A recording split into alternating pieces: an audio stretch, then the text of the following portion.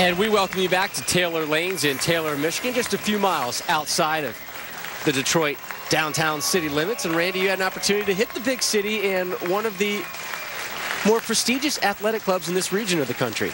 Well, Rob, I got an invite to go to the Detroit Athletic Club, and man, I jumped at the opportunity. They were the most gracious hosts, and it was truly an unforgettable experience. Right in the heart of downtown Detroit, tucked between Comerica Park and Ford Field, is one of the best-kept secrets in bowling, the Detroit Athletic Club.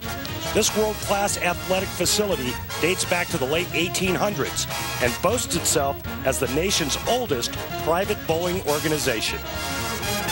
I'm here with Tom Rayom, who's the Director of Bowling Operations here at the Detroit Athletic Club. Tom, why don't you take us on a little history tour? Well, the DAC was founded back in 1888. We had an original building that the DAC had sports teams that faced all of the local colleges. University of Michigan used to play football against the DAC back in the day. This bowling center was built, the building was built in 1915, so there's been bowling here in these four walls since 1915. So the history and tradition we have with the bowling program is a rich tradition. It's anything but a typical league night at the DAC's Bowling Abbey. Here you rub elbows and share a drink with the creme de la creme of Detroit kegglers. And though you may not find the best bowling in the world, the friendships among its members far outweigh pinfall. I'm here with Sean Moran, who is on the board of directors here at the Detroit Athletic Club. Sean, here at the club, what do you call 2 strikes in a row? A double. What about 3 strikes in a row? Turkey. What about 4 strikes in a row? No idea. No one gets 4 strikes in a row around here. Have you ever heard of Hambo? No. No. Have you ever heard of Randy Peterson? No, never heard of him. He's the top 50 greatest player of all time. I thought Walter Ray was. Well, he's the greatest player of all time. Oh, the greatest player. But Okay. Randy Peterson is one of the top 50 of all time. Never heard of him? Never heard of him. Do you want to bowl for money? I'm with Rick Coretti, who's been a member here for 25 years. And Rick, you were telling me earlier that you have some experience against Walter Ray Williams Jr.? Well, I do. We have something of a rivalry, actually, because he's come here twice for the Pro-Am, and I think he comes exclusively to bowl me because I beat him twice in a row, back-to-back years. You know, he's a pretty good bowler, but it's a tough shot here at the DAC, and I think he has a little trouble adjusting. I worked with him the last time. I think he'll do better if he comes back for a 3rd round. Do you think he's overrated?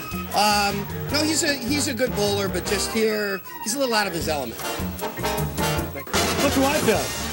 Robert Smith, 7-time PBA champion, hanging out here at the Detroit Athletic Club. And Robert, rumor has it that you put on an exhibition here not too long ago where you actually got nervous. Tell us about it.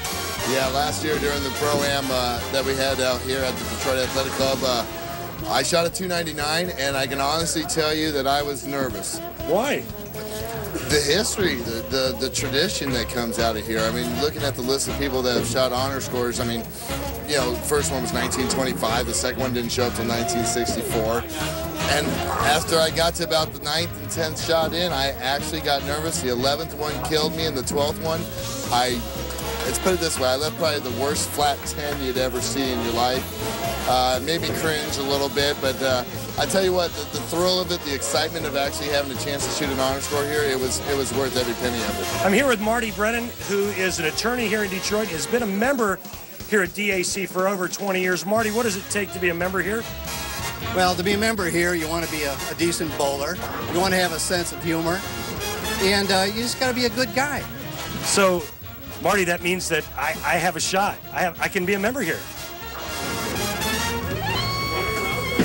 I don't think so. Though the facilities are out of this world and the bowling center is one of a kind, what makes this place so special is the people. A wonderful mix of characters and friends, all sharing their passion for bowling. And special thanks to some of the guys at the DAC, Bill Dunlop, the Coretti brothers, Bill Faber, Marty Brennan, and especially Tom Rayom, the Director of Bowling Operations. Thanks for being such wonderful hosts.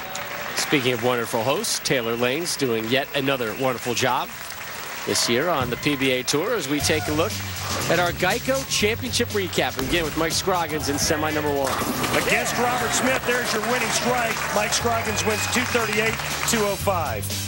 And in semifinal number 2, it's Bill O'Neill against the big bad Mike Wolf. Mike Wolf leaves a flat 10, gives Bill O'Neill a shot.